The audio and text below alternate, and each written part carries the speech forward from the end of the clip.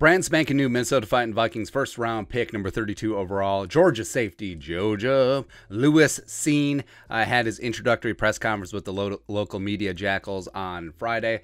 So we wanted to react to some of the things he said. And first off, he's already a quote machine.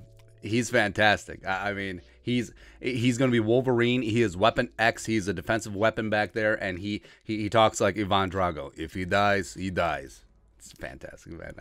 I love all of this. Vikings got themselves a hell of a player. No matter what you think of the trade, no matter what. Kevin Seifert tweeting out the picture. So he's wearing number 6, Sace, baby. He wore number 16 in college. We'll get into why he chose number 6 here in a sec, but just looks good, right? And some of the players under the new like single digit rules, some of them don't look right in single digits, but 6 just looks great. 6 is going for 6. Lewis Cine's gonna have a little pick 6. Also getting hammered by 6, going from 6 to midnight. It's gonna be fantastic, man. It's gonna be good. So Thomas and Pioneer Press, seen what he likes about playing safety. It's the fact that I can be all out physical. It says he can do stuff on the field that you would be arrested for off of it. So yes, again, Lewis Cine is already a quote machine. Going back to his quote from last night with the Vikings, you can break some other man's will and get away with it, and I embrace that. I just love that attitude, man. Like Sendejo needs to send him all of his leftover "make football violent again" hats. Those would be great. I need to get me one of those. Cine continued, I can run, I got the size, I'm smart, I can do everything. And that's not really him being boisterous or braggadocious. Like looking at his combine numbers, looking at how he moves on the field, he's 6'2", 200. He can even add a little bit more strength, and he really can do a little bit of everything. Now, one drawback, I guess, man-to-man coverage. Except how often is he going to be in situations like that? He was the number 1 graded in terms of PFF coverage grade in zone in the SEC for safety, and so he can certainly get after it there. And we know that he can lay the wood and help in run support as well as be a deterrent over the middle, shall we say. Continuing. The fact that I'm going to be learning from him, Harrison Smith, taking information from him, learning experiences, tips, and pointers got me excited.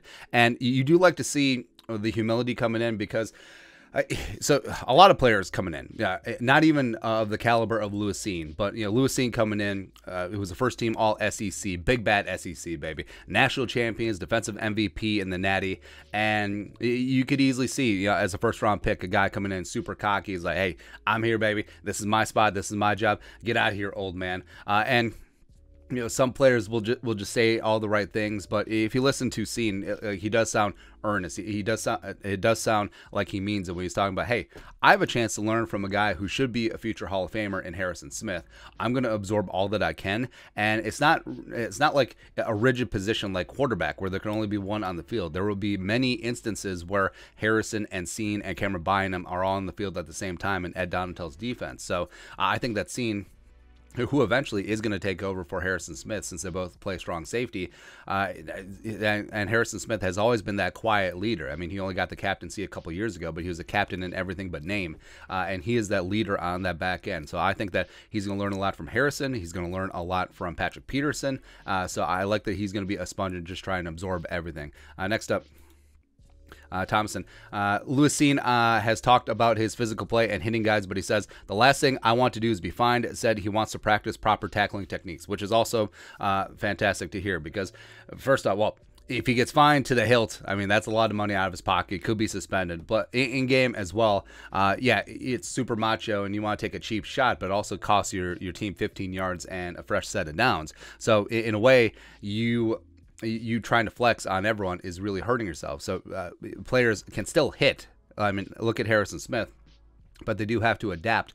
It's not like the Jack Tatum Oakland Raiders back in the day. So I do like, and college football targeting rules for good reason are a little bit more stringent than the NFL, and Lewis Cine has thrived under those rules, and I think that he will adapt and adjust in the NFL as well. Cine wearing number 6.